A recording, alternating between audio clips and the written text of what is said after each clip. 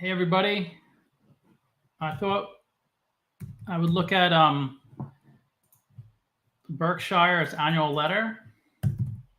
Berkshire's annual letter.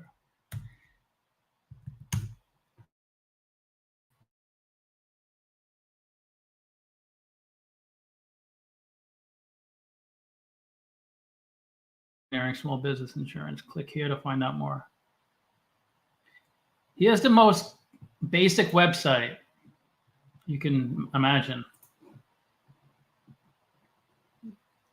Most of his pages look like this. It's just links. Berkshire shareholder letters. I guess this is the letter. I always thought it was the annual report, which is like 100 pages. I guess this makes more sense. This is only 16 pages. It's going to be a really boring stream, but feel free to comment if you want me to do a DCF. But I thought I'd go through the letter. He starts off the letter talking about Charlie, which he should. Charlie was a huge part of the company. Because when Buffett started out, he acquired the textile company, Berkshire Hathaway. Textiles, fabrics. Bulldog, what's up? And he pretty much just dissolved that entity, and then it turned it into like a shell, just nothing going on in the business. And he made it into an investment firm. And his real focus was trying to find companies that were really undervalued. So he would do a lot of like research, read a lot of annual reports, 10Ks, to try to find really good deals in the market. So he was picking up a lot of like penny stocks. It didn't matter what the stock was. He just wanted to find something where he can get have an advantage. And he was doing really, really well. He had great returns for his shareholders. But Charlie, who was a lawyer, but then I think wanted to get into investment management. So he paired up with Buffett, and he said, "Stop trying to dig and stop trying to find that gem in the market. Just try to find stocks that you can, even if they're large cap stocks, try to find ones where you can throw a lot." I'm having a hard time launching a new name cryptocurrency on April 1st. Really? You're launching a new meme? Well, update. I messaged you on Discord. There was an imposter trying to be you that needs to be banned. Because like Buffett said, if you have a small amount of money, like under $1 million, you should definitely be able to grow that like 50% a year. But when you have a lot of money, like $1 billion, you can't, because if a company only had a 200 million market cap, you can't buy the entire company. So when you have like several billions or hundreds of billions, you have to find these big companies where you can get a piece of them. So it just gets harder to grow at a large percentage, but he's managed to do it. Let me just read his thing. So Munger died 33 days before his 100th birthday. I'm really worried when Warren dies. I hope the stock doesn't go down too much. He's born and raised in Omaha, spent 80% of his life elsewhere. It was not until 1959, when he was 35 years old, when I first met him, I being Warren Buffett. So that's when they first met in 1959. So that's 65 years ago, 1959, right? 65 years ago. In 1962, he decided to take up money management. So he was just practicing law, and then he got into money management. I guess he saw a lot more money there than law. 3 years later, he told me correctly that I made a dumb decision in buying control of Berkshire. But he assured me since I already made the move, he would tell me how to correct my mistake. In what I next relate, bear in mind that Charlie and his family did not have a dime invested in the small investing partnership that I was then managing and whose money I used for the Berkshire purchase.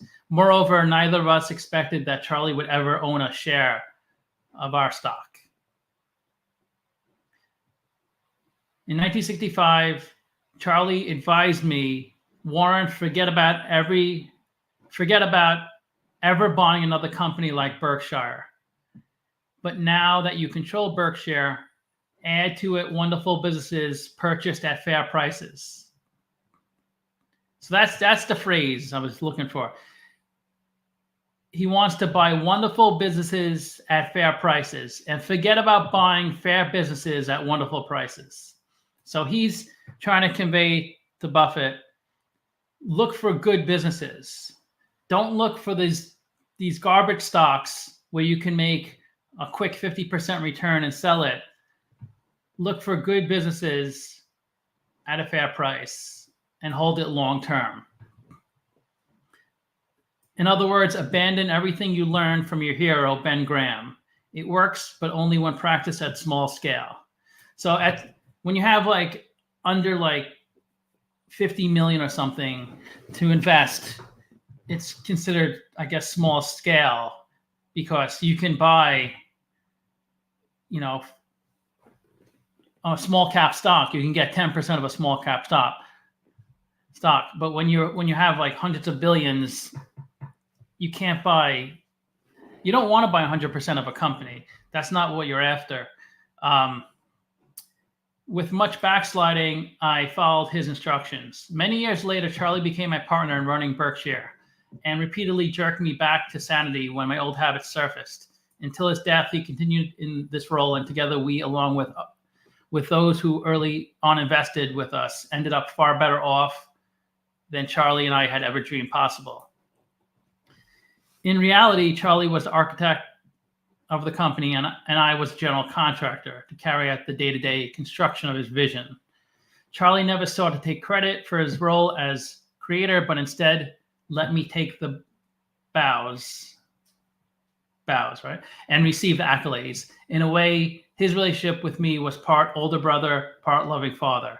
Even when he knew he was right, he gave me the reins, and when I blundered, he never reminded me of my mistake. Asman, hello, what's up? How you doing? Hello from Canada. In the physical world, great buildings are linked to their architect, while those who had poured the concrete or installed the windows are soon forgotten. Berkshire has become a great company. Though I have long been in charge of the construction crew, Charlie should forever be credited with being the architect. I told you this might be a little boring, but it's good to go through these things. Even if you only pick up one nugget, it's worth it. Berkshire has more than 3 million shareholder accounts. I am charged with writing a letter every year that will be useful to this diverse and ever-changing group of owners, many of whom wish to learn more about their investment. Charlie, for decades, my partner in managing Berkshire, viewed this obligation identically and would expect me to communicate with you this year in a regular manner. He and I were of one mind regarding our responsibilities to Berkshire shareholders. It's so hard to find someone so dedicated to a company. That's why when I see the CEO of a company has been the CEO for 20 plus years, it makes me more comfortable to invest in that company. Of course, there's more than just that, but that's a big positive. When you see the CEO has been at the company for less than a year, I'm not saying it's a big negative, but it doesn't make me feel comfortable when there's always a new CEO on board. And he's been with the company more than pretty much any CEO. I think he's 60 years he's been with the company.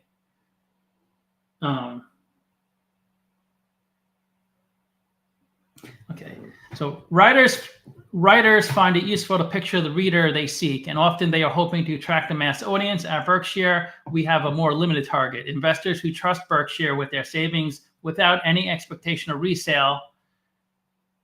resembling an attitude people who save in order to buy a farm or rental property rather than people who prefer to use their excess funds to purchase lottery tickets or hot stocks. Over the years, Berkshire has attracted an unusual number of such lifetime shareholders and their heirs. I just wish I invested earlier. I remember when I first started learning stocks, I was 16. I was a junior in high school when I first started getting into it. But all I did was read the newspaper and look at the stock price. That was my analysis every day for just wow, look at this stock, look at this go up and down.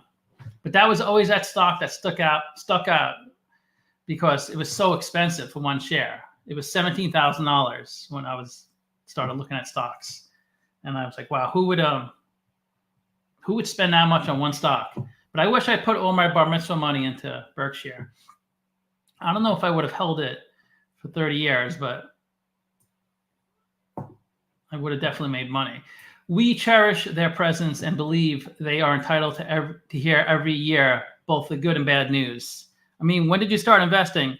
So I bought my first stock in 1995 when I was 18.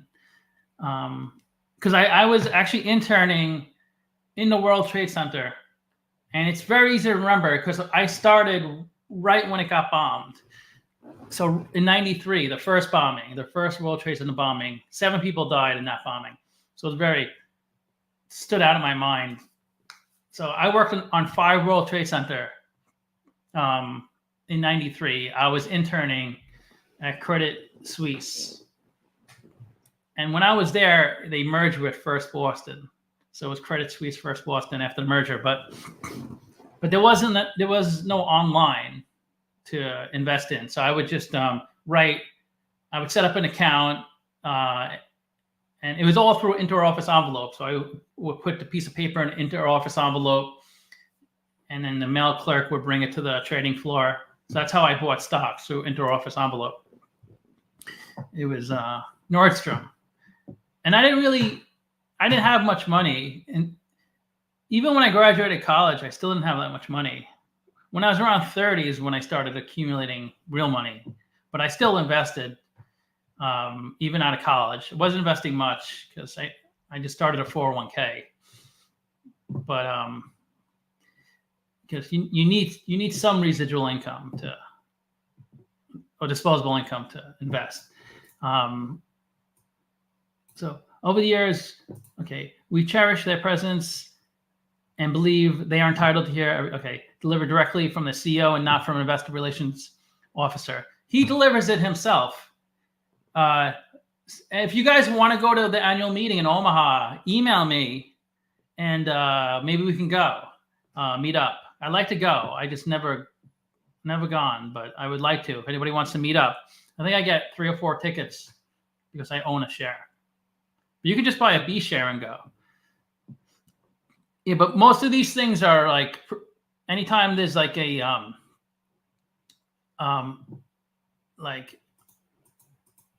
announcement from the company, it's usually from the investor relations person. It's not from the CEO. Okay. In visualizing the owners that Berkshire seeks, I am lucky to have the perfect mental model. My sister Birdie, let me introduce her. For openers, Birdie is smart, wise, and likes to challenge my thinking. We have never, however, had a shouting match or anything close to a ruptured relationship. We never will. Furthermore, Birdie and her 3 daughters as well have a large portion of their savings in Berkshire. Their ownership spans decades. So his sister must be like a billionaire just from owning, because she bought the stock when he started.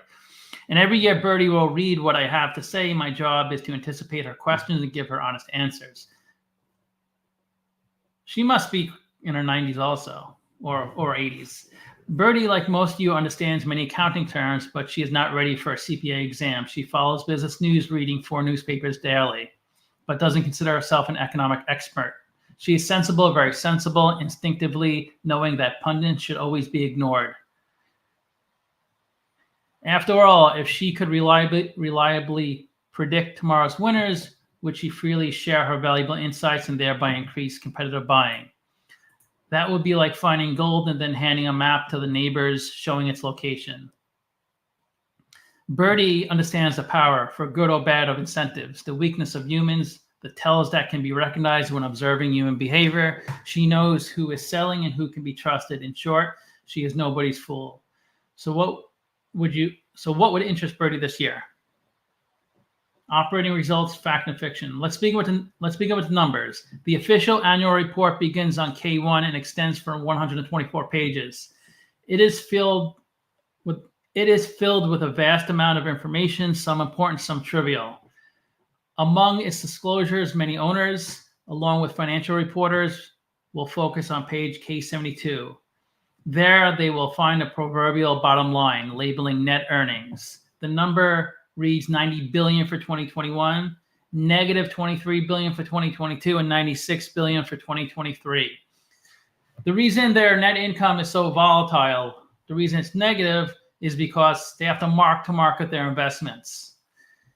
Since they have significant influence on a company, they usually own around 10% of a lot of companies. Every quarter, they have to mark to market, meaning if the stock price went up a lot, they show a gain on their income statement. If the stock price went down a lot, they show a loss on their income statement. That's assuming that they didn't sell the stock. So one quarter you can have a 90 billion of profit, but that's not cash. That's accounting profit. And 1 billion you have a big loss because of stock market fluctuations. It's not real. You should look at the statement of cash flows for actual cash, which is still pretty high. What in the world is going on? Question mark. Okay. You seek guidance and are told that the procedures for calculating these earnings are promulgated by a sober and credentialed Financial Accounting Standards Board, FASB, mandated by a dedicated and hardworking Securities and Exchange Commission, and audited by the world-class professionals at Deloitte & Touche. On page K67, DNT pulls no punches. In our opinion, the financial statements present fairly in all material respects the financial position of the company and the results of its operations for each of the 3 years in the period ended 12/31/2023. So, sanctified, this worse than useless net income figure quickly gets transmitted throughout the world via the internet and media. All parties believe they have done their job, and legally they have. We, however, are left uncomfortable. At Berkshire, our view is that earnings should be a sensible concept that Birdie will find somewhat useful, but only as a starting point in evaluating a business. Accordingly, Berkshire also reports to Birdie and you what we call operating earnings. Here is a story they tell. 27.6 billion in 2021, 31 billion in 2022, and 37 billion in 2023.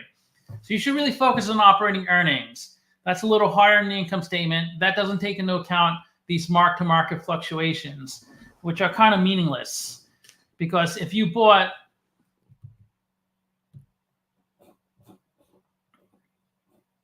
a stock in 2015, I'm assuming you don't sell the stock.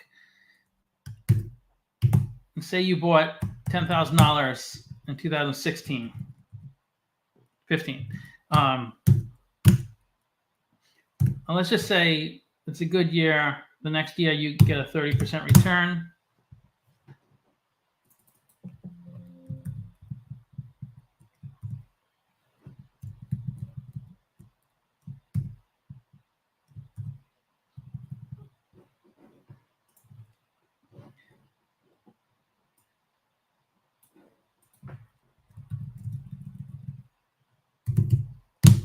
Okay, let's just say you got a 30% return.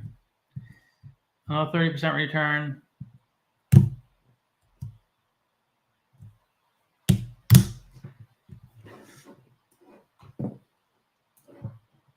And then the stock comes down.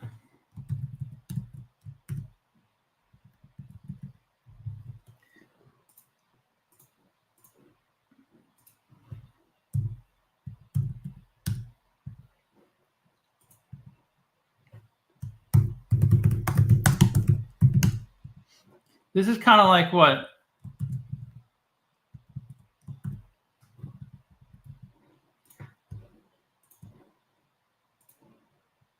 This is on a much smaller level, but this is kind of what Buffett always tries to convey to you, is that ignore these fluctuations. Because say you mark your investments. So you bought $10,000 of a stock in 2017. It went up 30%. So you would show a profit on your income statement, but it's an unrealized gain. So it's it's non-cash. So you would show a $3,000 profit in 2018, another $3,900 profit in 2019, and 2020 a $5,000 profit.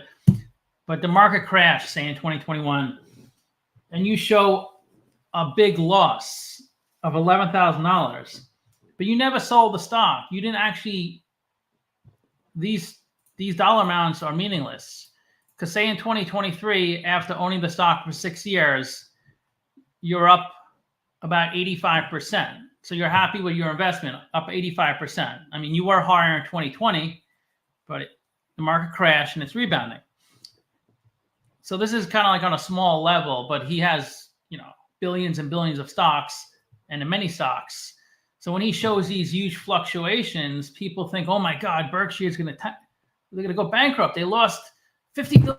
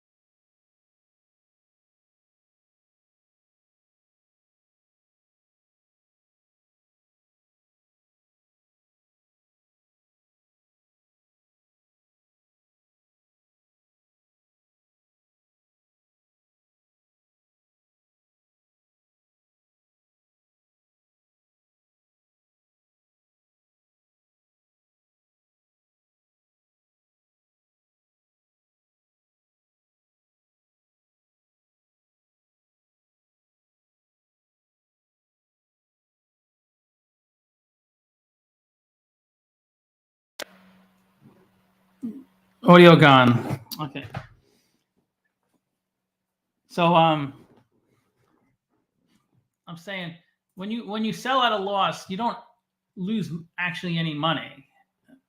Because say for example, this is a really extreme example. In 2010, you bought $1 million of stock, and then it fluctuates over the years. By 2013, the stock is worthless. It goes to zero. So you don't lose in 2023. You don't lose $1 million.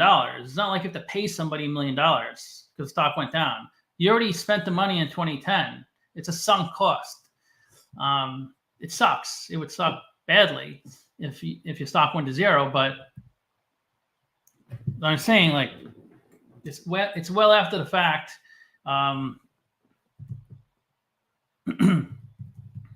Okay, let's go back to the letter.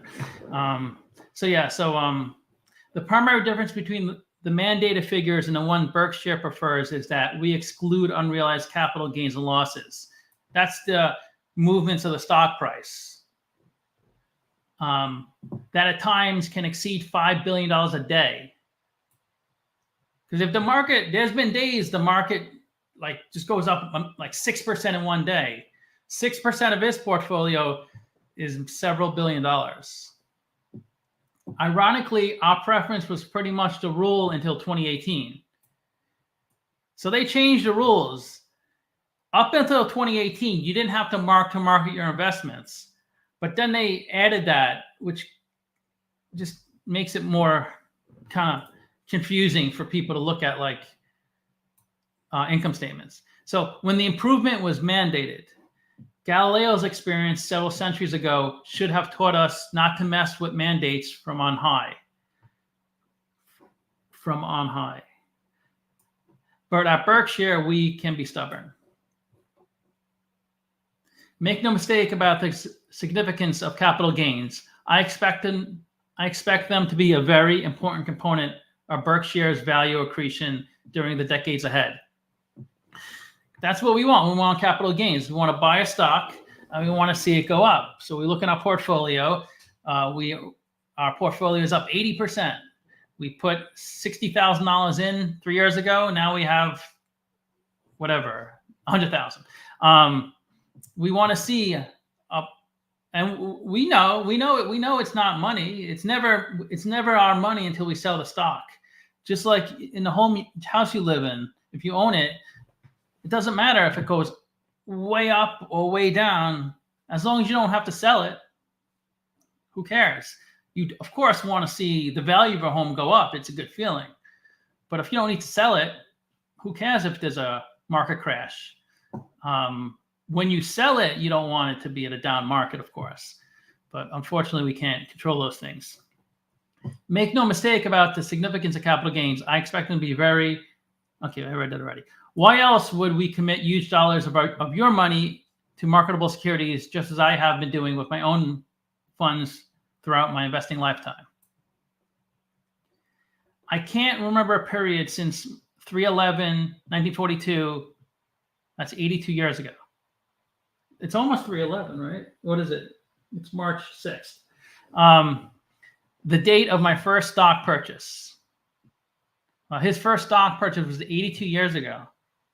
So he was like probably 14, 15.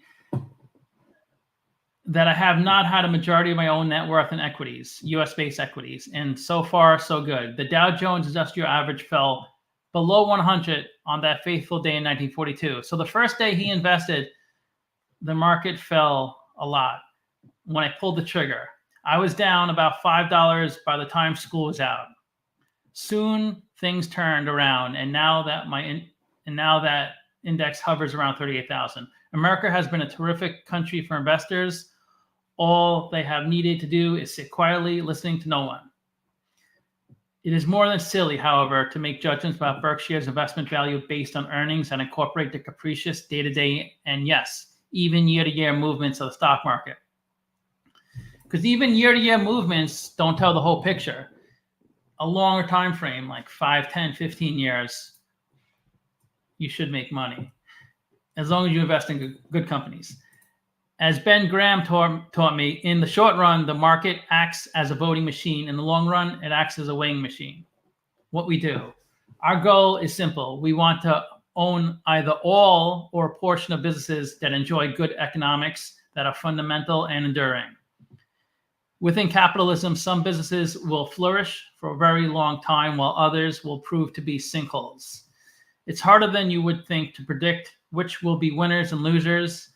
And those who tell you they know the answer are usually either self-delusional or snake oil salesmen, like most of the people who pump up stocks. At Berkshire, we particularly favor the rare enterprise that can deploy additional capital at high returns in the future.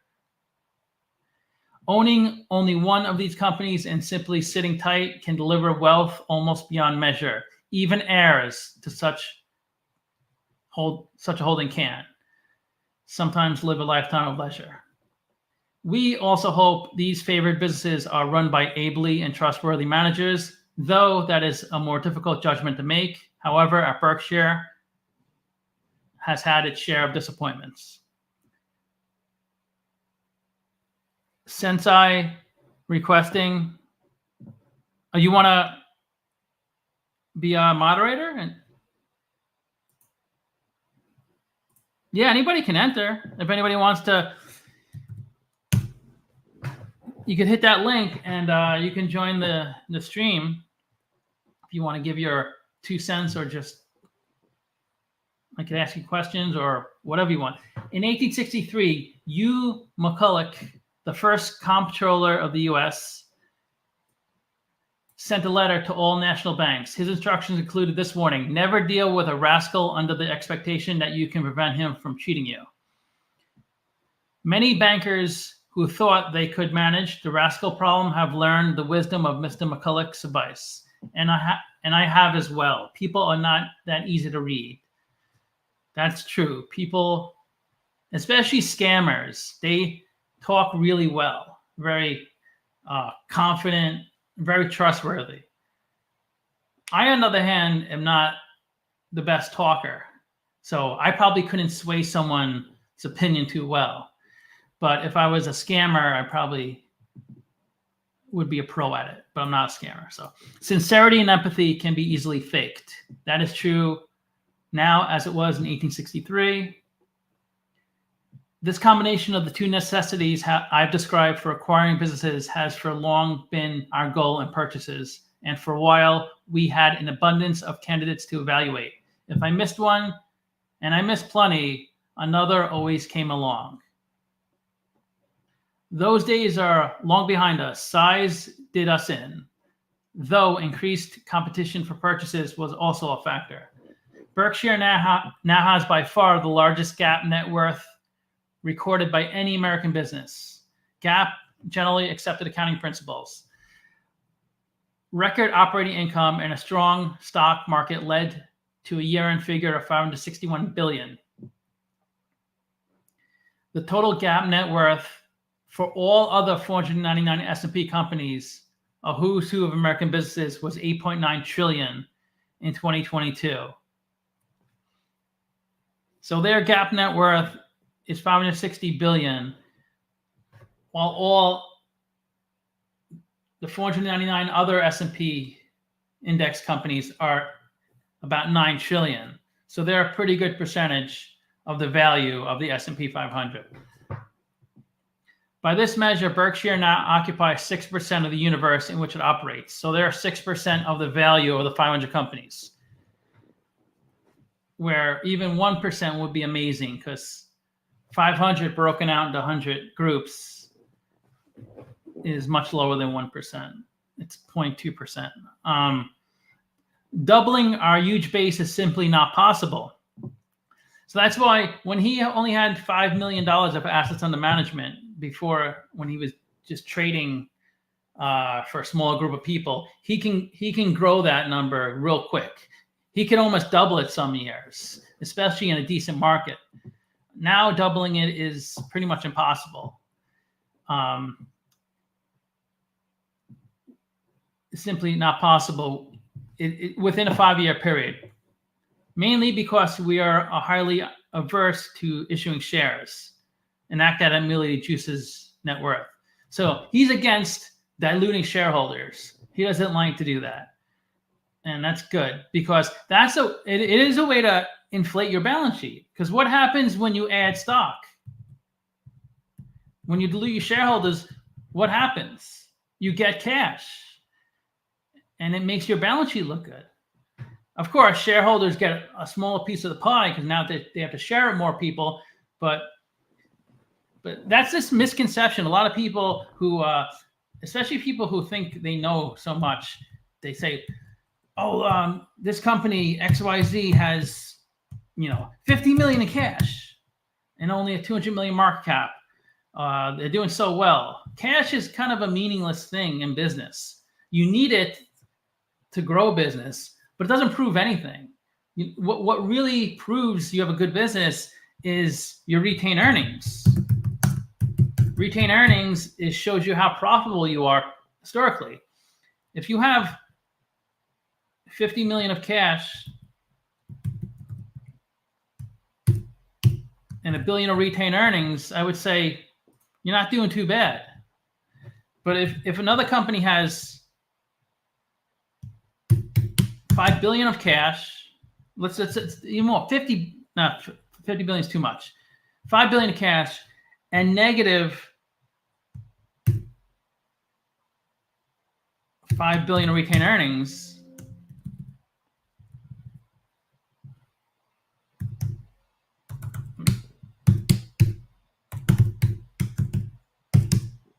like people who don't know accounting that well, they say they don't even look at retained earnings. They don't really know what it is. They look at the cash a lot of times. And they go, "Wow, if I got $5 billion of cash, I'm definitely going to put my money into this stock."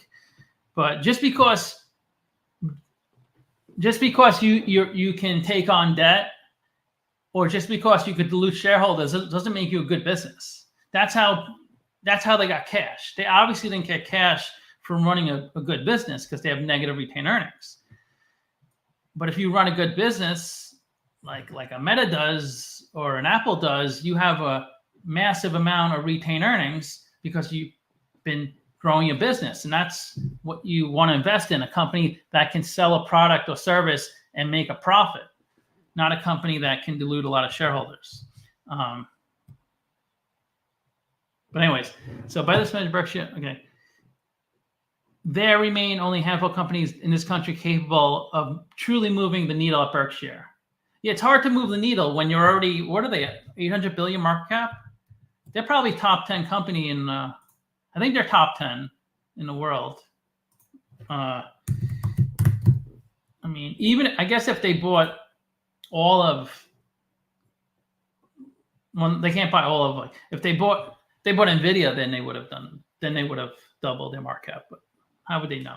870 billion. So there's not that many companies that they can buy a big chunk of.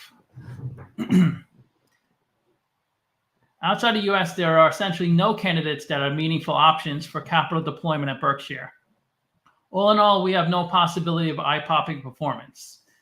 Nevertheless, managing Berkshire is mostly fun and always interesting. On the positive side, after 59 years of assemblage, the company now owns either a portion or 100% of various businesses that, on a weighted basis, have somewhat better prospects than exist at most large American companies. By both luck and pluck, a few huge winners have emerged from a great many dozens of decisions. If it wasn't for Apple, they wouldn't really be where they are. That's literally half their value. And Apple's been coming down. The past 6 months, they're down like what, 5-10%. And we now have a small cadre of longtime managers who never muse about going elsewhere and who regard 65 as just another birthday. Berkshire benefits from an unusual constancy and clarity of purpose. While we emphasize treating our employees, communities, and suppliers well, who wouldn't wish to do so?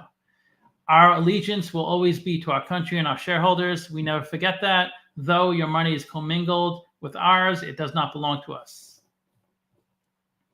With that focus and with our present mix of businesses, Berkshire should do a bit better than the average American corporation, and more important, should also operate with materially less risk of permanent loss of capital. ALB just announced a dilution. I guess lithium sales are down. Albemarle. Yeah, it's a tough. Certain industries are just tough. You have to. It's very cyclical. So if you want to stay in business, you're going to have, especially when you're linked to a commodity. If the commodity is down, you can't make money. Like if you are a gold mining company, and the price of gold is like below 700. I mean, you just can't make money. It's impossible because it costs so much more than that just to pull the gold.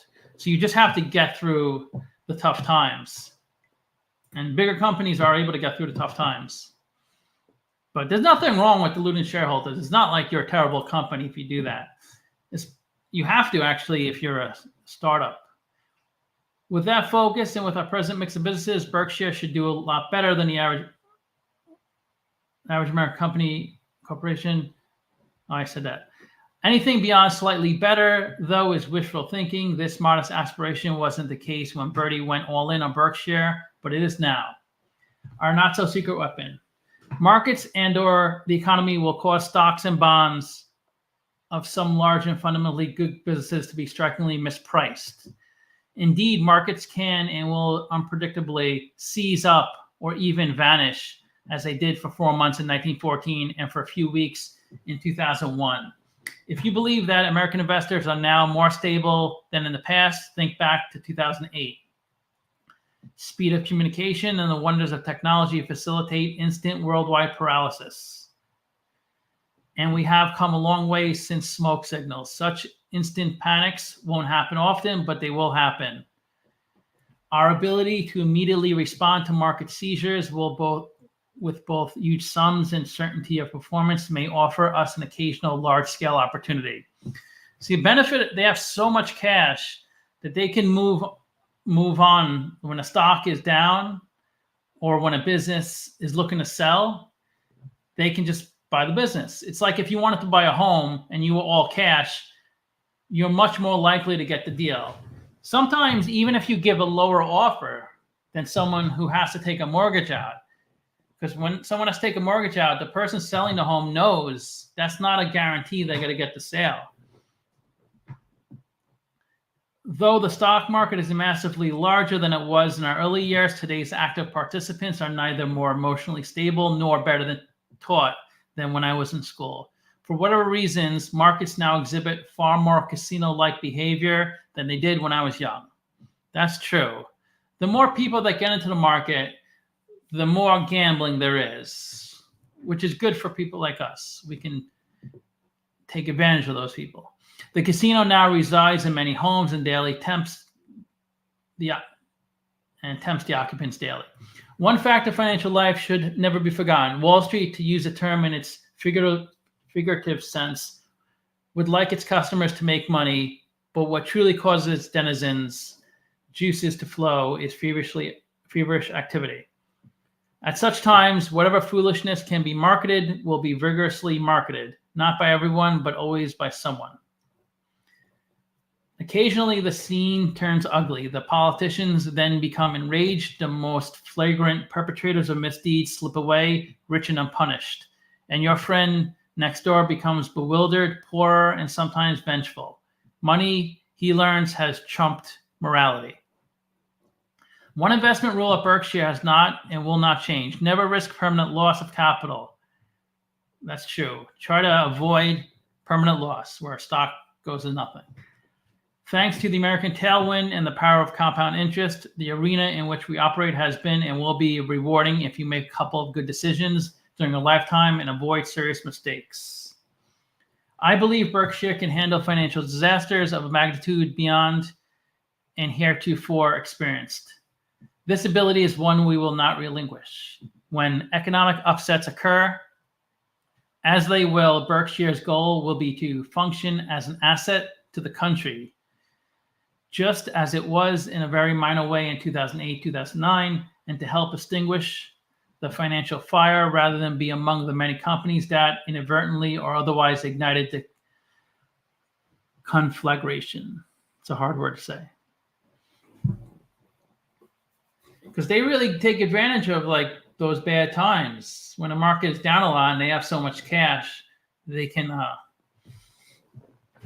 pick up some good deals. Most of us have all our money in the market, so if there's a crash, our stocks go down. We don't have any cash to pick up any cheap stocks. Our goal is realistic. Berkshire's strength comes from its Niagara of diverse earnings delivered after interest costs, taxes, and the substantial charges for depreciation amortization. EBITDA is a band measurement at Berkshire.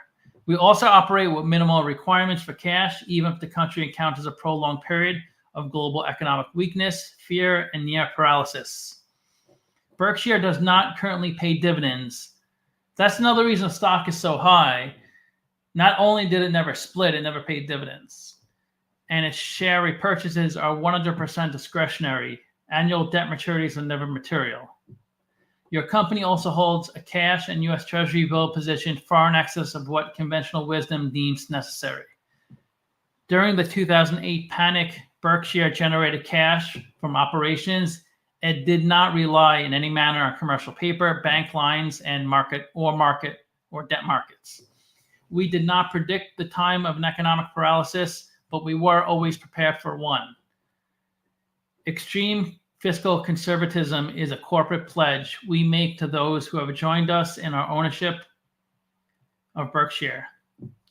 In most years, indeed in most decades, our caution will likely prove to be unneeded, akin to an insurance policy on a fortress-like building thought to be fireproof.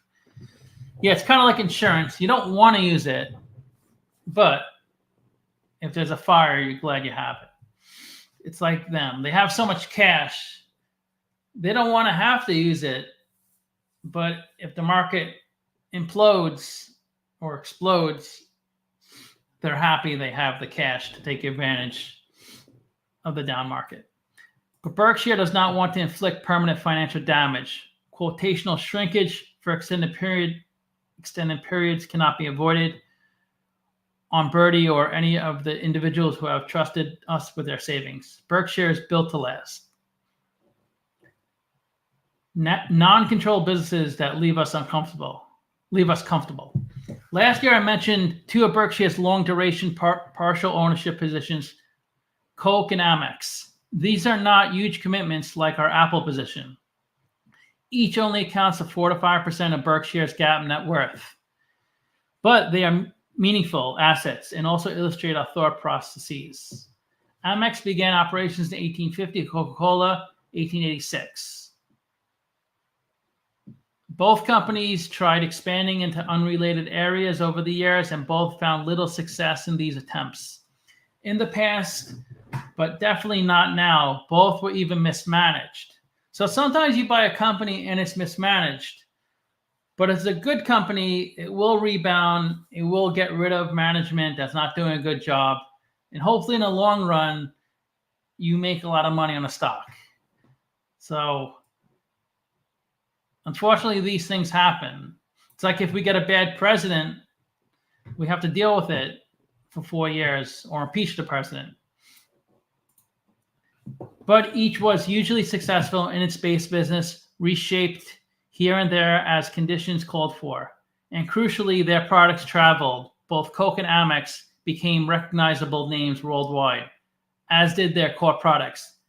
And the consumption of liquids and the need for unquestioned financial trust are timeless essentials of our world.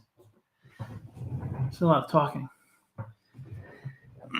During 2023, we did not buy or sell a share of either Amex or Coke, extending our own Rip Van Winkle slumber that has now lasted well over 2 decades. Both companies again rewarded our inaction last year by increasing their earnings and dividends. Our share of Amex earnings in 2023 exceeded the $1.3 billion cost of a long-ago purchase. So they bought it for under $1.3 billion, probably 40 years ago, and they got more than that in dividends in 2023. Both Amex and Coke will almost certainly increase the dividends in 2024, about 16% in the case of Amex, and we will most certainly leave our holdings untouched throughout the year. Could I create a better worldwide business than these two enjoy? We did not purchase shares of either company in 2023. Your indirect ownership of both Coke and Amex increased a bit last year because of share repurchases we made at Berkshire. So they bought back their own stock. So you own more of Coke and Amex than you did in 2022 because your ownership of Berkshire increased, even though they didn't buy more stock in those companies. Such repurchases work to increase your participation in every asset that Berkshire owns. To this obvious but often overlooked truth, I add my usual caveat. All stock repurchases should be price dependent. What is sensible at a discount to business value becomes stupid if done at a premium. So if he thought Berkshire stock was overvalued, was too expensive, he wouldn't buy it. But if he thought it was undervalued, it was a good buy, he would buy back stock.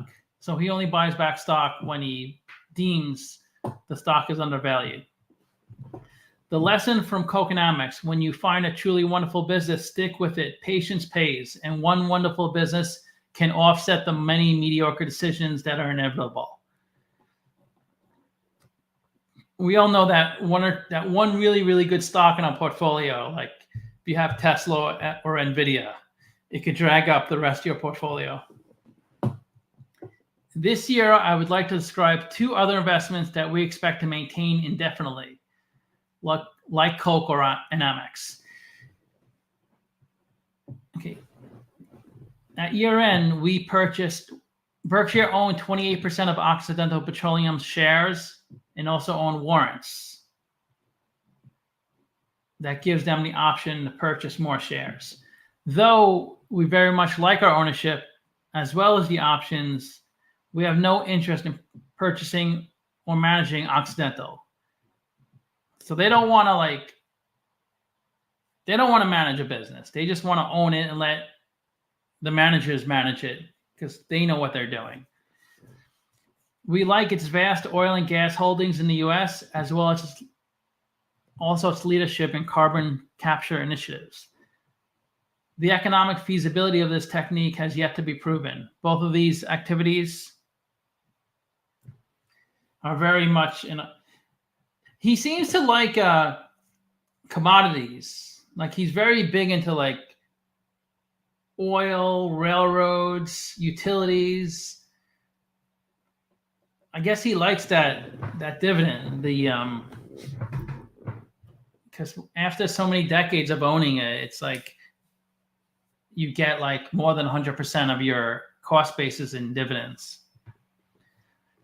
Not so long ago, the U.S. was dependent on foreign oil, and carbon capture had no meaningful constituency.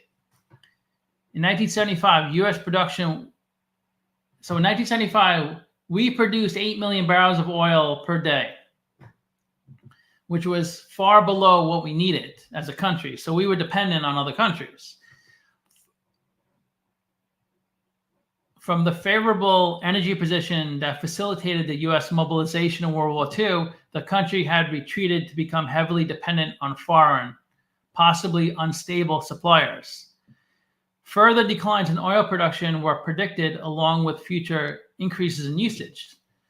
So the amount of oil we produced was decreasing, and we were using more oil as time went on.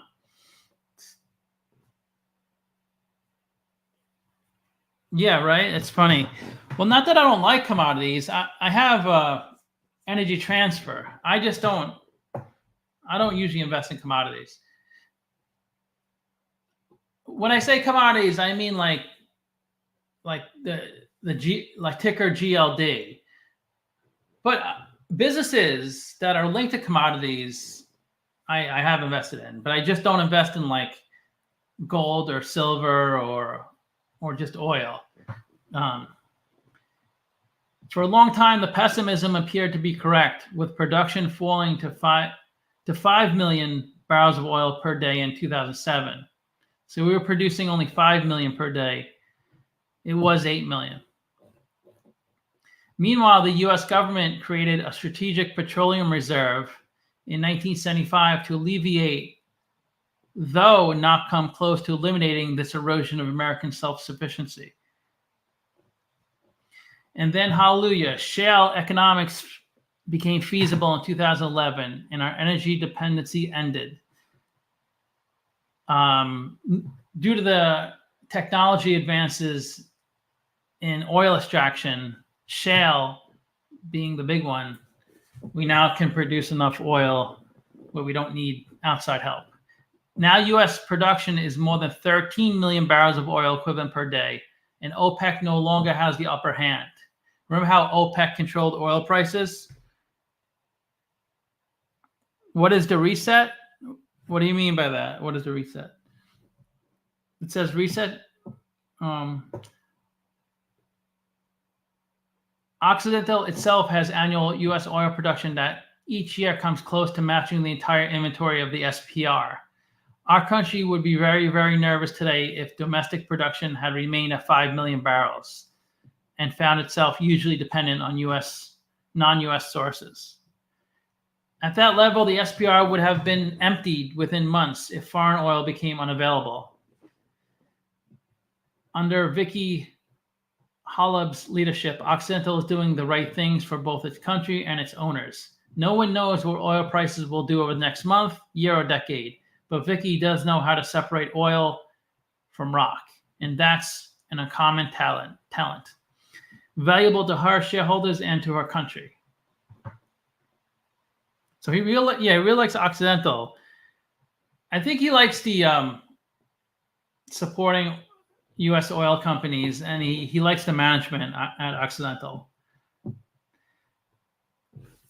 Berkshire continues to hold its passive and long-term interest in 5 very large Japanese companies, each of which operates in a highly diversified manner, somewhat similar to the way Berkshire itself is run.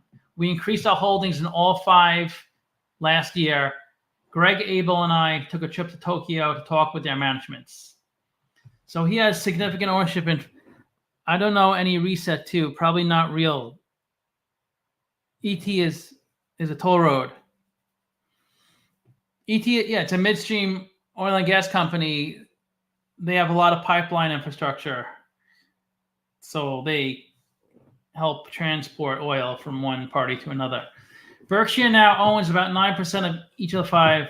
A minor point: Japanese companies calculate outstanding shares in a manner different from the practice in the US. Berkshire has also pledged to each company that it will not purchase shares that will take our holdings beyond 9.9%. They like to say under 10% because there's different accounting rules. And you have to, if it hits 10%, then you have to report to the SEC, and I guess it's a headache. Our cost for the 5 totals is 1.6 trillion yen. So that's 160, that's 16 billion US dollars, right?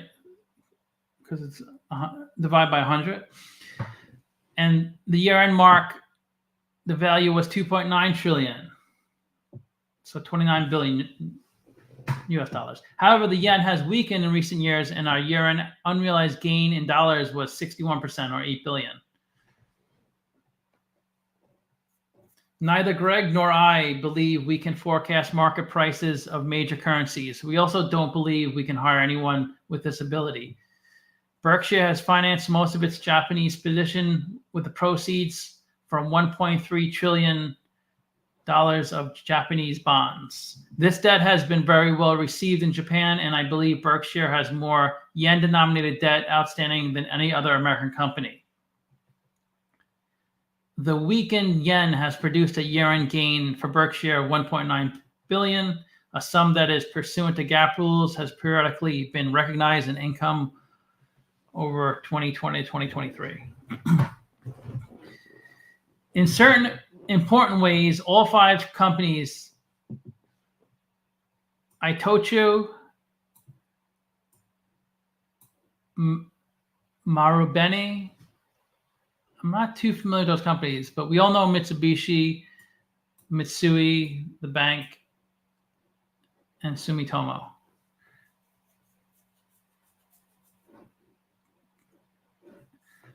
Follow shareholder-friendly policies that are much superior to those customarily practiced in the U.S. Since we began our Japanese purchases, each of the 5 has reduced the number of shares outstanding. Meanwhile, the managements of all 5 companies have been far less aggressive about their own compensation than is typical in the U.S. Note as well that each of the 5 is applying only about 1/3 of its earnings to dividends. Looking for a Japanese ETF now. Do not you think the would invest at twice the inflation rate? The large sums of 5 retain are used both to build their businesses and to a lesser degree repurchase shares.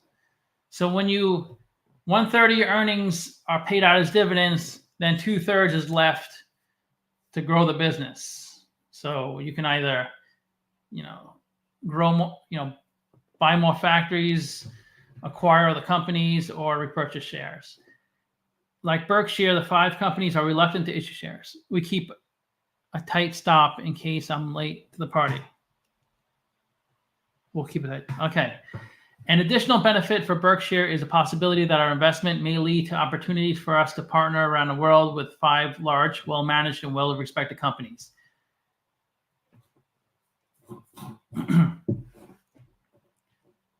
Their interests are far more broad than ours, and on their side, the Japanese CEOs have the comfort of knowing that Berkshire will always possess huge liquid resources that can be instantly available for such partnerships, whatever their size may be. Our Japanese purchases began in 2019. Given Berkshire's present size, building positions throughout open market purchases takes a lot of patience and an extended period of friendly prices, because it is hard for them to buy a lot of stock, because they buy stock like we buy stock. Because if they wanted to buy $1 billion of a company stock, even if their market cap was $1 billion, once they start buying the stock, it starts going up, the price. So they can't get it. Like the first share, they may pay $50 for the first share they purchase, but once they get to the last share, it may be like $70 a share. Because once they start buying, other people see that. And if they buy a big chunk of a company, like 5% of a company, is guaranteed the stock will go up dramatically. So sometimes they purchase in increments. Like maybe if they wanted to buy 5% of the company, maybe they would buy 0.5% of a company each month for 10 months. It's similar to when companies issue shares, like dilute shareholders. Sometimes they do it in smaller increments.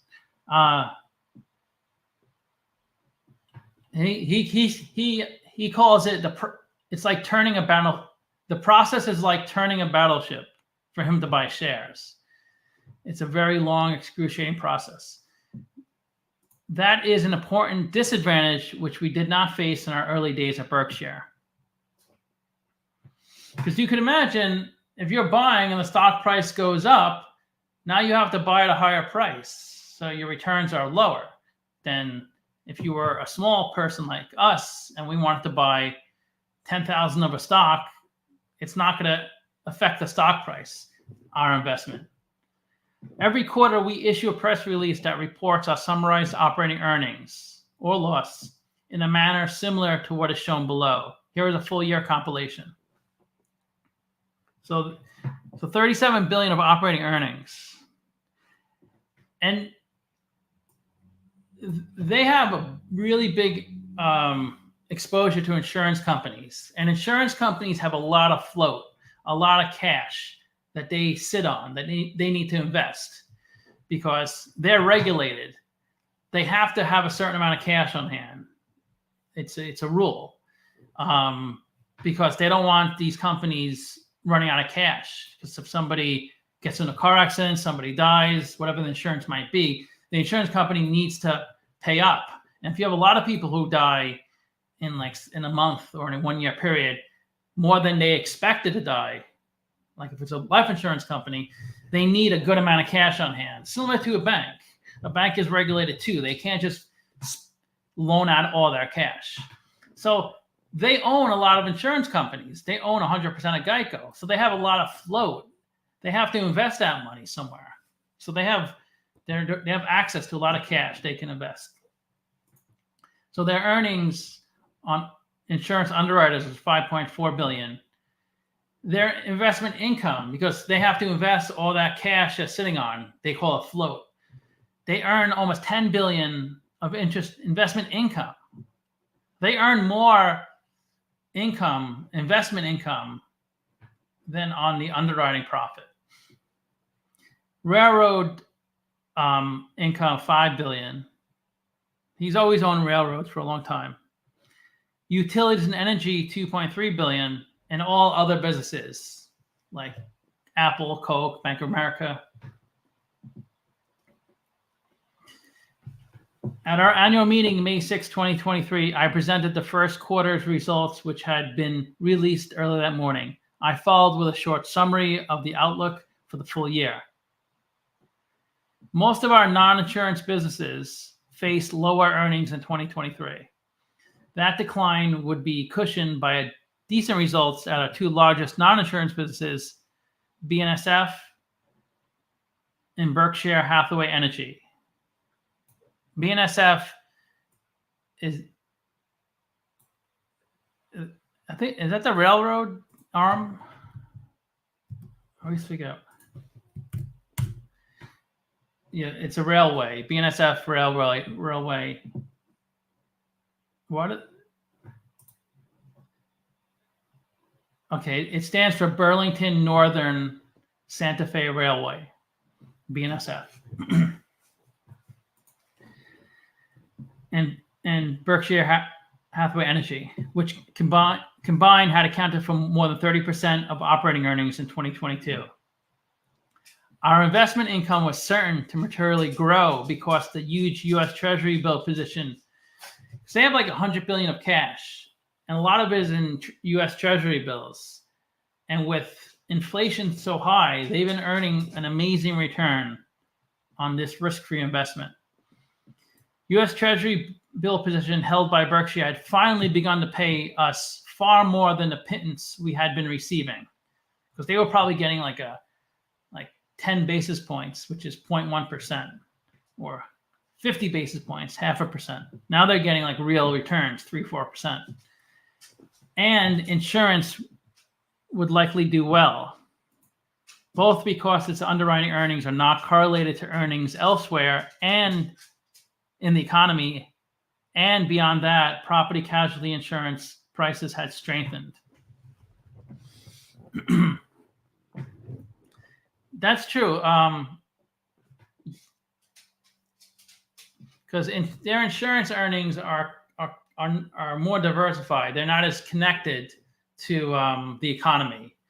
Because a lot of the economy is, or especially stocks, they're really based off of the stock market, like fluctuations. Like when there's a big, like this AI boom, stocks are going up a ton. But insurance is kind of like a separate thing. Insurance came through as expected. I erred, however, in my expectations for both BNSF and BHE. Let's take a look at each. Rail is essential to America's economic future. It is clearly the most efficient way, measured by cost, fuel usage, and carbon intensity, of moving heavy materials to distant destinations. So it's the most efficient way to move product in a landlocked location. You can't move something in railway to Europe because it's overseas. But within the U.S. or U.S. to Canada, railway is definitely the most efficient. It's much cheaper gas-wise for railway than for a truck, because truck, there's a lot of stopping. It's not as efficient. Rail, there's no interference. It gets there much quicker. The country can't run without rail, and the industry's capital needs will always be huge. Rail is even more prevalent in Europe. They're so much more dependent on rail than we are, but we are also dependent on rail. A lot of people don't realize that. Indeed, compared to most American businesses, railroads eat capital. It's very high capital expenditures. You have to maintain the railroad, the tracks, and the vehicle, the railroad, the actual railroad. You have to maintain that, and those aren't cheap. BNSF is the largest of 6 major rail systems that blanket North America. Our railroad carries 24,000 miles of main track, 99 tunnels, 13,500 bridges, 7,500 locomotives, and assorted other fixed assets at $70 billion on its balance sheet.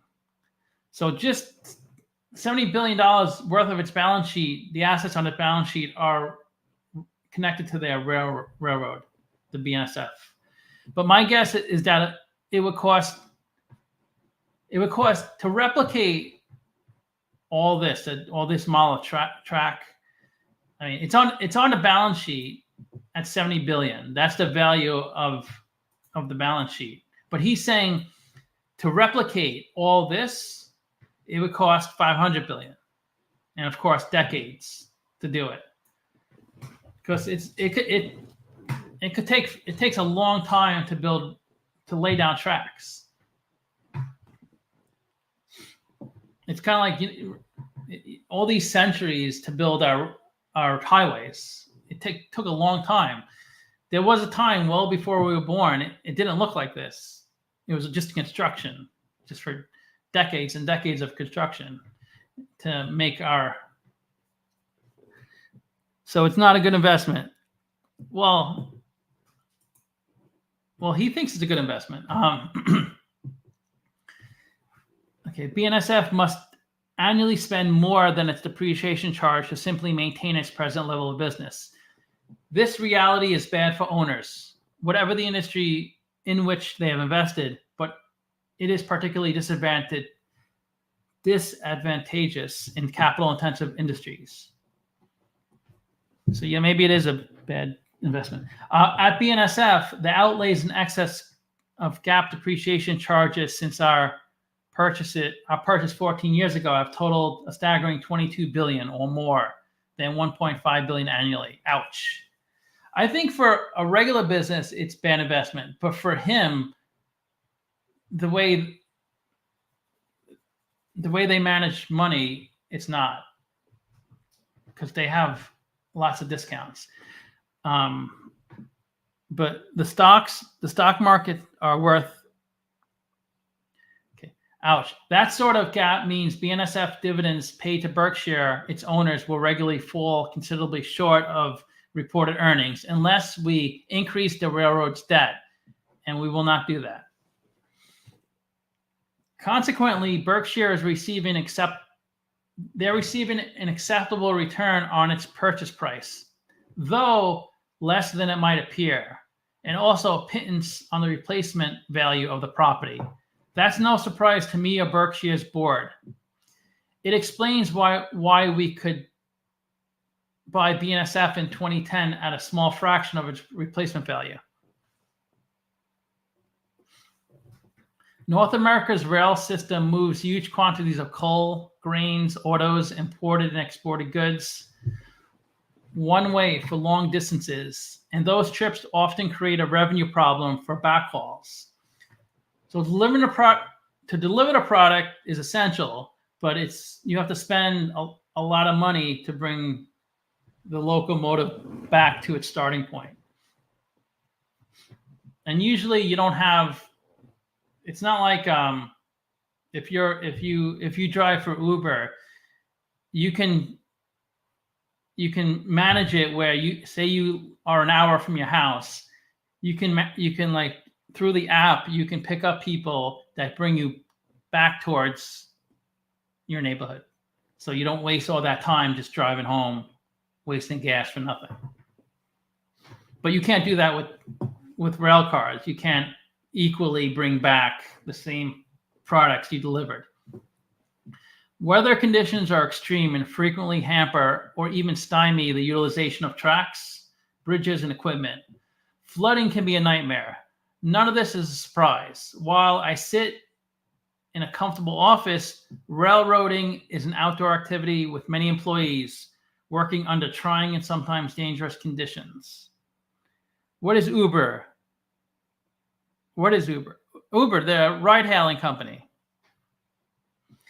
An evolving problem is that a growing percentage of Americans are not looking for the difficult and often lonely employment conditions inherent in some rail operations. Engineers must deal with the fact that among an American population of 335 million, some forlorn or mentally disturbed Americans are going to elect suicide by lying in front of a 100-car heavy train that can't be stopped in less than a mile or more. Would you like to be the helpless engineer? This trauma happens about once a day in North America. It is far more common in Europe and always will be with us. So every day, someone lies in front of a track to commit suicide.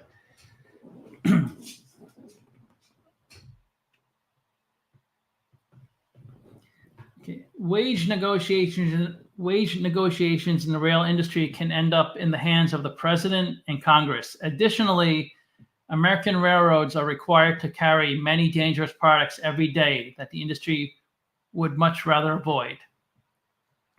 The words common carrier define railroad responsibilities. Last year, our earnings declined more than I expected as revenues fell, though fuel costs also fell. Wage increases promulgated in Washington were far beyond the country's inflation goals. The differential may recur in future negotiations. Though BNSF carries more freight and spends more on CapEx than any of the 5 other major national North American railroads. Its profit margins have slipped relative to all 5 since our purchase. I believe that our vast service territory is second to none, and that therefore our margin comparisons can and should improve. So they own a very important asset that I guess they could sell possibly in the future. I am proud of both BNSF's contribution to the country and the people who work in sub-zero outdoor jobs in North Dakota and Montana winters to keep America's commercial arteries open. Railroads don't get much attention when they are working, but were they unavailable, the void would be noticed immediately throughout America. So without railroads, we would be in a big, big deficit. A century from now, BNSF will continue to be a major asset of the country and of Berkshire. You can count on that. Okay. Our second and even more severe earnings disappointment last year was BHE. Most of its large electric utility businesses, as well as its extensive gas pipelines, performed about as expected. But the regulatory climate in a few states has raised the specter of zero profitability or even bankruptcy. In such jurisdictions, it is difficult to project both earnings and asset values in what was once regarded as among the most stable industries in America.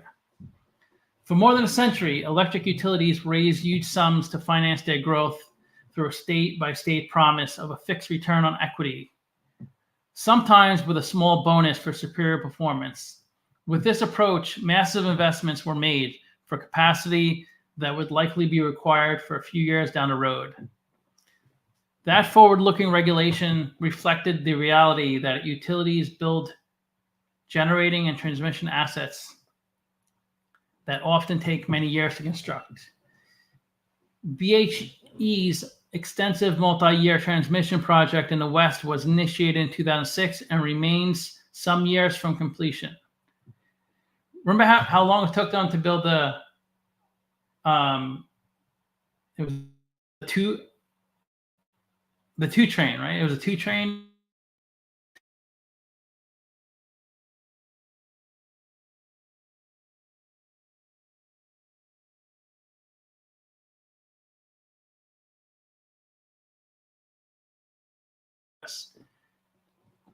With this model employed by both private and public power systems, the lights stayed on, even if population growth or industrial demand exceeded expectations. The margin of safety approach seemed sensible to regulators, investors, and the public. Now the fixed but satisfactory return pact has been broken in a few states, and investors are becoming apprehensive that such ruptures may spread. Climate change adds to their worries. Underground transmissions may be required, but who, a few decades ago, wanted to pay the staggering cost for such construction? And when's this going to end?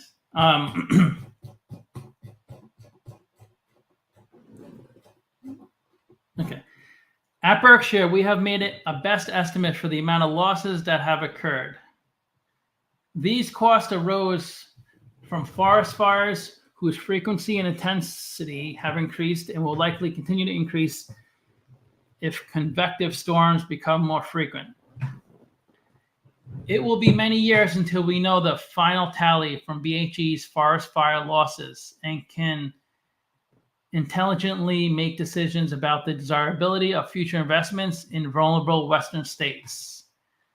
I know we're getting hit hard in California. Our insurance is going up a lot due to fires. And actually, most insurance companies are not insuring California homes. You have to go through the government to get insurance. Okay, it remains to be seen whether the regulatory environment will change elsewhere. Other electric utilities may face survival problems resembling those of PG&E and Hawaiian Electric. That's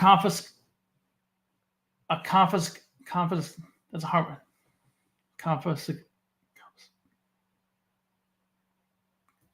can't say the word. A resolution of our present problems would obviously be a negative for BHE, but both that company, Berkshire itself, are structured to survive negative surprises. We regularly get these in our insurance business where our basic product is risk assumption, and they will occur elsewhere. Berkshire can sustain financial surprises, but will not knowingly throw good money after bad. It's a tough industry, insurance. Whatever the case at Berkshire, the final result for the utility industry may be ominous. Certain utilities might no longer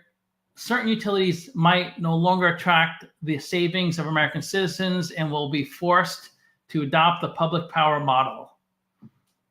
So that's regulated by the government. Nebraska made this choice in the 1930s, and there are many public power operations throughout the country. Eventually, voters, taxpayers, and users will decide which model they prefer. It's like it's so needed. Electric and gas is needed to live. So if a private company can't supply it, because private companies need to make a profit, then the government will step in. But these kind of industries, it's kind of like the airline industry too. They have like kind of government backing. Like the government doesn't give them a stop loss, But if airlines are really struggling across the board, the government will step in and support them, because we couldn't live without airlines. Like we need airlines. There's no way we could function. We did function without airlines for a long time, but now that they're here, it would be very difficult for us to, visit places, us to bring goods and services to certain places. Okay. When the dust settles, America's power needs and the consequent capital capex will be staggering. I did not anticipate or even consider the adverse developments in regulatory returns, and along with Berkshire's two partners at BHE, I made a costly mistake in not doing so. But the good thing is about businesses that are necessary to live, like electric and gas, they will always get support from the government. Other businesses will not. Like food, you need food to live, but there's so many options. It doesn't matter if a supermarket closes down or a restaurant closes down. There's so many other options. But okay, enough about problems. Our insurance business performed well last year, setting records in sales, float, and underwriting profits. Property casualty insurance provides the core of Berkshire's well-being and growth. We have been in business for 57 years, and despite our nearly 5,000-fold increase in volume from 17 million to 83 billion, we have much room to grow. Fuel for rockets. I don't know about a good. I don't know. I don't think I would invest in that, but I understand why people would. Rockets are getting more. Are used a lot more, so that could be. Beyond that, we have learned too often, painfully, a good deal about what types of insurance business and what sort of people to avoid. The most important lesson is that our underwriters can be thin, fat, male, female, young, old, foreign, or domestic. But they can't be optimists at the office. However desirable that quality may generally be in life. Surprises in the P&C business, which can occur decades after six-month or one-year policies have expired, are almost always negative. The industry's accounting is designed to recognize this reality, but estimation mistakes can be huge. And when charlatans are involved, detection is often both slow and costly. Berkshire will always attempt to be accurate in its estimates of future loss payments, but inflation, both monetary and the legal variety, is a wild card. Okay, we're getting 14. Okay. I've told the story of our insurance operation so many times that I will simply direct newcomers to page 18. Here, I will only repeat that our position would not be what it is if Ajit Jain had not joined Berkshire in '86. Before that lucky day, aside from an almost unbelievably wonderful experience with Geico that began in early 1951 and will never end, I was largely wandering in the wilderness as I struggled to build our insurance operation. Ajit's achievements since joining Berkshire have been supported by a large cast of usually talented insurance executives in both P&C operations. Their names and faces are unknown to most of the press and the public. Berkshire's lineup of managers, however, to the P&C insurance, while Cooperstown's honorees are to baseball. Bertie, you can feel good about the fact that you own a piece of an incredible P&C operation that now operates worldwide with unmatched financial resources, reputation, and talent. It carried the day in 2023. What is it with Omaha? Come to Berkshire's annual gathering in May 2024. Send me an email if you want to go to this. It'll be fun to meet up. On stage, you will see the three managers who now bear the prime responsibilities for steering your company. What you may wonder, do the three have in common? They certainly don't look alike. Let's dig deeper. So I think the new CEO, well, after Warren goes, is Greg Abel, who runs all non-insurance operations and in all respects is ready to be CEO of Berkshire tomorrow. Was born and raised in Canada. In the 90s, Greg lived for 6 years in Omaha, just a few blocks away from me. During that period, I never met him. A decade or so earlier, Ajit Jain was born, raised, and educated in India, lived with his family in Omaha, only a mile or so from my home, where I've lived since 1958. Both Ajit and his wife, Tinku, have many Omaha friends, though it's been more than 3 decades since they moved to New York in order to be where much of the action in reinsurance takes place. You go to the, I never been to their annual meeting, but I'd like to go before Warren passes. So, and I do get a few tickets. Anybody can go, just buy a B share. But yeah, that would be fun to meet up there. Missing from the stage this year will be Charlie. He and I were both in Omaha, about 2 miles from where you will sit at our May get-together. In its first 10 years, Charlie lived about a half mile from where Berkshire has long maintained its office. Both Charlie and I spent our early years in Omaha public schools and were indelibly shaped by our Omaha childhood. We didn't meet, however, until much later. Charlie lived under 15 of America's moving to the corporate level. Berkshire itself relocated in 1970 from its 81 years of residence in New England to settle in Omaha, leaving its troubles behind and blossoming in its new home. As a final punctuation point to the Omaha effect, Bertie, yes, that Bertie, spent her early formative years in the middle-class neighborhood in Omaha, and many decades later emerged as one of the country's great investors. Bertie is Warren's sister. You may be thinking that she put all her money in Berkshire and then simply sat on it, but that's not true. After starting a family in '56, Bertie was active financially for 20 years, holding bonds, putting a third of her funds in publicly held mutual fund, and trading stocks with some frequency. Her potential remained unnoticed. Then in 1980, when 46, so she's 90 years old this year. And independent of any urgings from her brother, Bertie decided to make her move, retaining only the mutual fund in Berkshire. She made no new trades during the next 43 years. During that period, she became very rich, even after making large philanthropic gifts. Think 9 figures. So she's not a billionaire. She's a 100 millionaire. Millions of American investors could have followed her reasoning, which involved only the common sense she had somehow absorbed as a child in Omaha. And taking no chances, Bertie returns to Omaha every May to be re-energized. So what is going on? Is it Omaha's water? Is it Omaha's air? Is it some planetary phenomenon akin to that which has produced Jamaica's sprinters, Kenya's marathon runners, or Russia's chess experts. Must we wait until AI someday yields the answer to solve this puzzle? Keep an open mind. Come to Omaha in May, inhale the air, drink the water, and say hi to Birdie and our good-looking daughters. Her daughters are probably 40s or 50s. Who knows? There is no downside, and in any event, you will have a good time and meet a huge crowd of friendly people. Yeah, their annual meetings are unlike any other annual meetings. It's a big event. It's like a festival.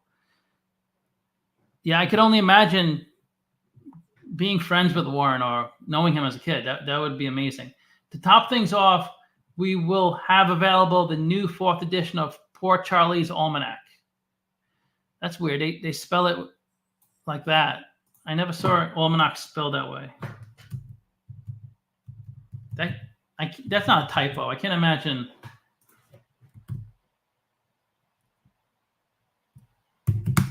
Is almanac a word?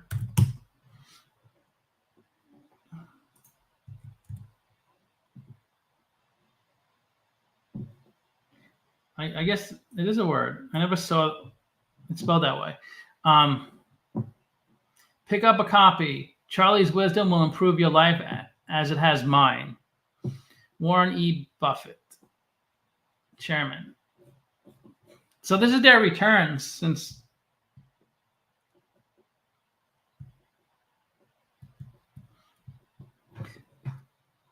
I'm going to make it easy to read.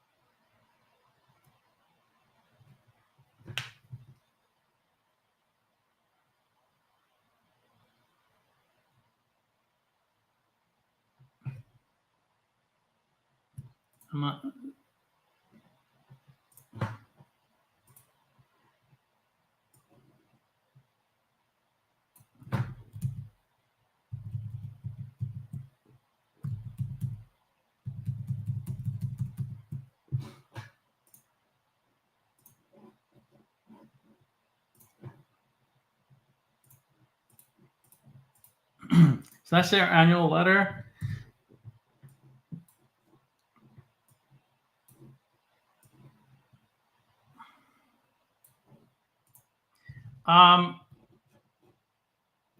If you're looking for a long-term investment, I think it's always a buy long-term. If you're looking short-term, I'm not sure. It might be a little overvalued now, especially now that Apple is struggling. And I'm not sure when they'll pick it back up.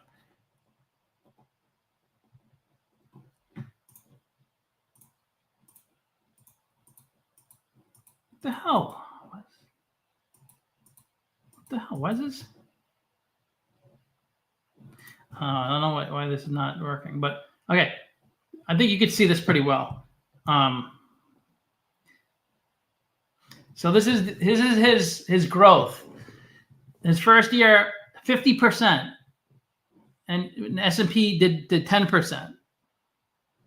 Because he has a much smaller amount of money, so he was able to grow a lot more than S&P because he did a lot of like digging and like to find those gems.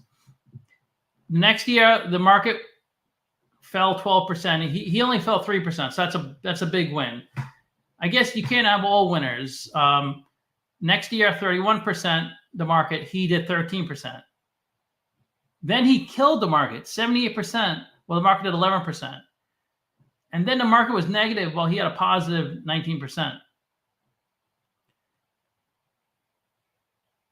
According to the model, exactly, it's a buy. But you know, it's not all winners. He dropped 50%. He was cut in half. I could imagine if people who invested, if they invested, you know, this year, the first 3 years, any time during the first 3 years, and if they held in 74, they're probably pissed off. and a lot of them probably sold, but they would have made a mistake. The year after, he was pretty much flat, and the market was up 37%. Look at that year, 129%. The market is only 20%. He did another 100% year. Well, the market was only up 18%. It's just amazing. And there's going to be years, he does take more risk. He might take more risks. Certain things may not pay off. So he went down 23%. The market went down 3%. I'm sure people are like, he's an old man. He doesn't know what he's doing anymore. Like every year, I always hear that. Yeah, amazing.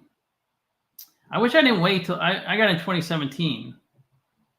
So I'm up more than the market. I'm up like 125%, while the S&P is up like 80% since 2017. But he has an annual return of 20%. The market is 10%. Look at the difference. The overall, just 10%. S&P from 1964 to 2023 is up 31,000%. So you would still have a ton of money if you invested in the S&P and just left it there. But with his, 4 million. So it's unbelievable. So for every dollar, you have $4 million, right? Am I thinking that right? No. That's not right. Because if something was up 100%, and you invested $1, you would have $2. You wouldn't have $100. So you have to knock off 2 zeros, with the last 2 numbers. So 4, 3, 8, 4, 4, 7.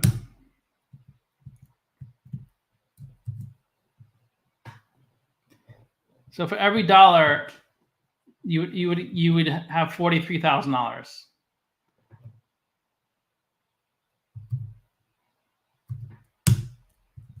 And for the S&P, so if you put $10,000 into his and $10,000 in S&P, if your grandfather did that in 1964,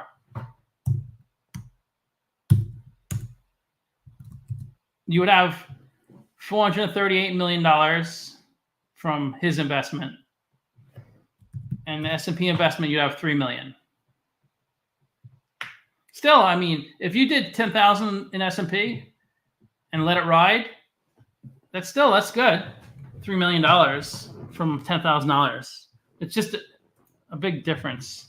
I feel like buying Berkshire is cheating. The goal is to outperform them, not join them. Well, he is outperforming the market, but at this point, he's kind of like the market. But I know what you're saying about cheating. I kind of feel that way sometimes too. Buying them is like cheating, but it's like you're cheating to make more money. Who cares how you make the money? Well, not who cares. You don't want to do something illegal or unethical, but as long as you do something that doesn't hurt somebody to make money, who cares if you have to do things that are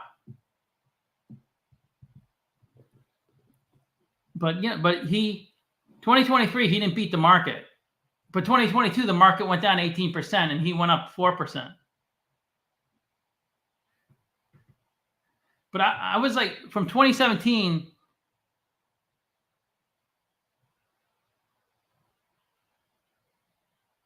because I remember I got in 2017, and I was for like 5 years he was trailing the S&P 500. So like the S&P went up 32% in 2019. He went up 11%. The S&P went up 18% in 2020. He went up 2%. So I was always trailing the S&P, and I was like, I should have just put into S&P instead of Berkshire. So I was always annoyed that I put in his stock. But in the past about year and a half or so, he's doing better.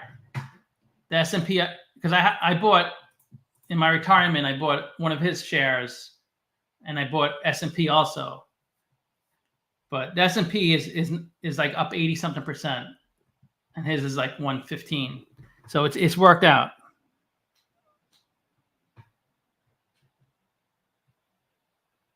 Should I put 10K in B? I think BRK is a great long-term hold. You can't. But it's the same thing. If you wanted to invest in the market, invest in the S&P 500. It probably wouldn't move too much different as S&P 500 because he's such a big portfolio. It has outperformed them a little bit since I owned it, but not like drastically. But maybe in 10 years it will be a big difference. He then outsmarted everyone with Apple. He sure did. I wish he bought Microsoft too. Okay, I'm gonna call it a day. Thanks for the handful of people that watched the video. I'll talk to you later. Okay, talk to you later. Thanks, Paul.